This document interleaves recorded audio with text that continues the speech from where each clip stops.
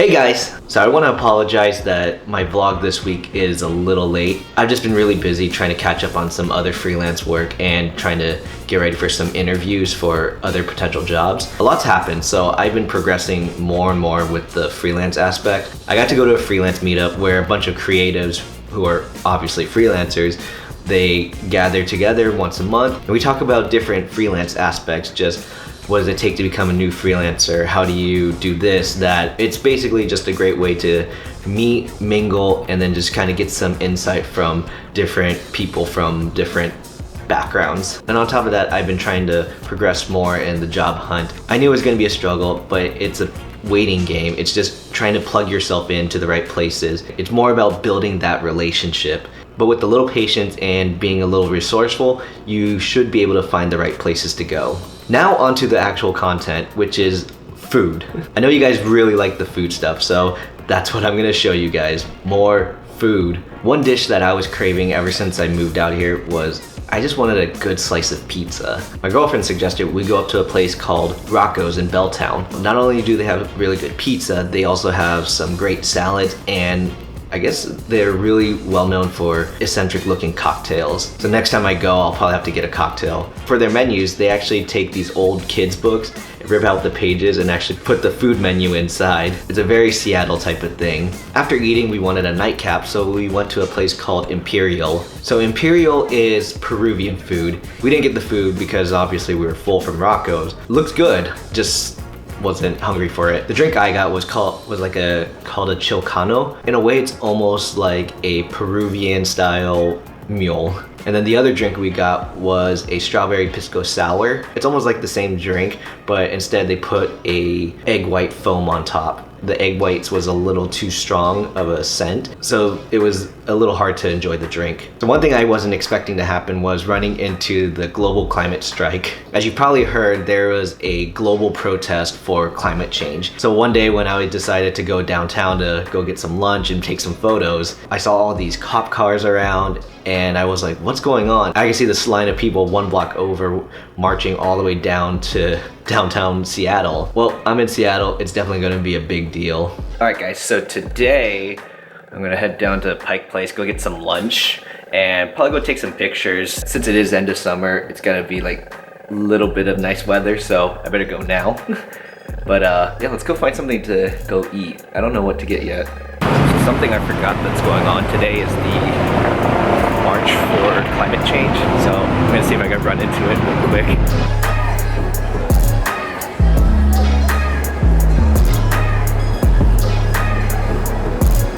In a way, it was really neat to witness, just to see pretty much the whole city banding together to protest something that they all believe in. I gotta tell you, I got some really cool photos, so definitely it was just one of those cool things to witness just being in the city.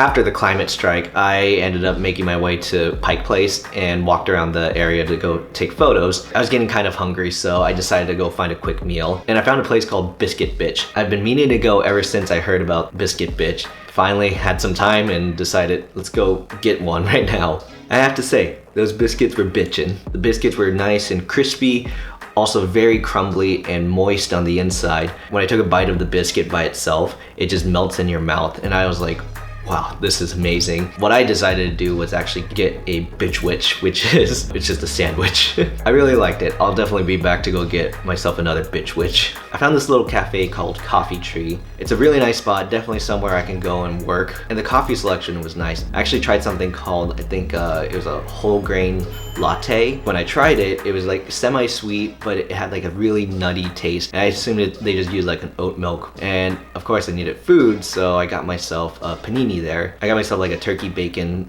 panini. It was really good, very satisfying. Perfect amount of food before I headed to my meeting. Ever since moving out here, I've been eating a lot of pho. So this time around, I actually went out and looked for a banh mi. Nothing very exciting, but you know, banh mi is delicious. I was just kind of craving something other than noodles. All right guys, so I'm gonna go get some lunch before I sit down and start editing some freelance projects. I've been craving a little bit of banh mi. I got a place that I'm gonna go check out and probably also get a Viet iced coffee. So yeah, let's go. I'm very, very hungry. I've been to Phubbok, but that's a different location. That's closer to Chinatown area or Little Saigon. This Phubbok is more closer to downtown Seattle. They are the same brand, it's just that one doesn't do those giant ass beef ribs that I showed you guys. This other place is just kind of like standard pho and noodle soup. However, they had banh mi. Banh mi is only like about $6, pretty good size, and it was just like really tasty. You got your choice of chicken, beef, pork, and maybe veggie. I don't remember, but all I remember is that you had at least 3 meat options, and pork was the one I wanted, of course. They gave you a good ratio of meat and vegetable, actually give you more meat, of course, and the baguette itself was pretty nice and crispy and fresh tasting. My mouth is watering just at the thought of that banh mi. But of course, no visit to a Viet restaurant is complete without some Viet iced coffee. And it was a nice pick-me-up before I came back home to start working on some other work. So I haven't had a good bowl of ramen in a while, and one place I got suggested was Danbo. It's really good. A few blocks away on Capitol Hill. What made Danbo very unique is that you have 4 different ramen styles, and you could obviously change it so it'd be spicy or not, and then you add certain toppings inside. What makes it more unique is that you can also customize how you want your ramen noodles to be, whether you want them to be thin, thick, firm, soft. You can customize your nudes, and you can also customize how you like your broth. I didn't really get a chance to look and customize the broth itself or even the noodles because they were kind of in a rush. So next time I go, I'll definitely have to pay closer attention to see how I can customize my ramen bowl. But it was really delicious, and luckily they had a lunch special going on where they gave you a side of gyoza. Both the ramen and the gyoza were very delicious, very fresh tasting. After eating ramen, I was heading back home, and then I saw a sign for bubble tea, which is weird because in my neighborhood, there's not a lot of boba shops around. You gotta go a little further away to get boba. So of course I had to go and, investigate. And I found out that we had a bubble tea shop that just opened up. There's not a lot of decoration because what they do is they allow their customers to draw on little sticky notes, and then you post it up all over the wall. And on their social media, they'll feature different sticky notes each week or day. It's just, it's fun. It makes it unique and more personal with the customer. But of course, let's talk about the real star, which is obviously the milk tea. I got myself a milk tea, but I like it at about 50% sugar. But of course, I decided to add boba because that's how you can judge a bubble tea place. The boba itself is very good. Nice, sweet, and chewy. And then the milk tea at 50% was a really good sweetness. And then when you combine it with the boba, it was a really good balance, and I really like the place. What I love about Tea Addicts is their commitment to being eco-friendly. All their cold drinks, at least, they come in these takeout cups. It's not like cheap to go plastic. It's actually, pretty decent. I probably wouldn't put this in the dishwasher though. You could reuse it for anything really. But of course the issue comes with straws, and for them they actually have paper straws.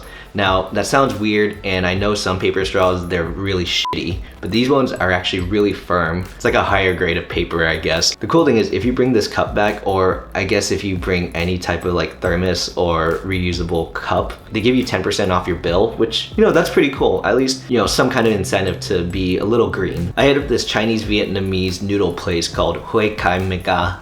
I totally probably butchered that name, but this is located on the north part of Chinatown, I guess kind of in like a little bit of the older area. It's definitely a small place, and it looks like everyone who works there, their family. I don't remember if they had a lot of like rice dishes or just like plates, but I was also told that their chicken wings are good, so had to get an order. And yeah, they were nice and crispy, good seasoning, and you could probably eat a plate of that by yourself, maybe with a side of rice, but of course had to get the noodles too. One dish I got was their special combination, and I got it dry where they put the soup on the side. This combination had some barbecue pork, a little bit of prawn, and they also put pork liver. I'm sure some of you out there are probably like, oh my god, he's eating weird shit again. Well, how are you gonna know it's good if you don't try it? Yeah, that liver, it's very like, I would say like chewy, and it kind of just has more of like a beefy taste to it. It's a very big bowl of stir-fried noodles, and when I threw the soup on it, it was just like a nice, comforting dish. The other noodle dish we got was like a roasted duck version of it. Literally it's a bowl of noodles, soup, and then just some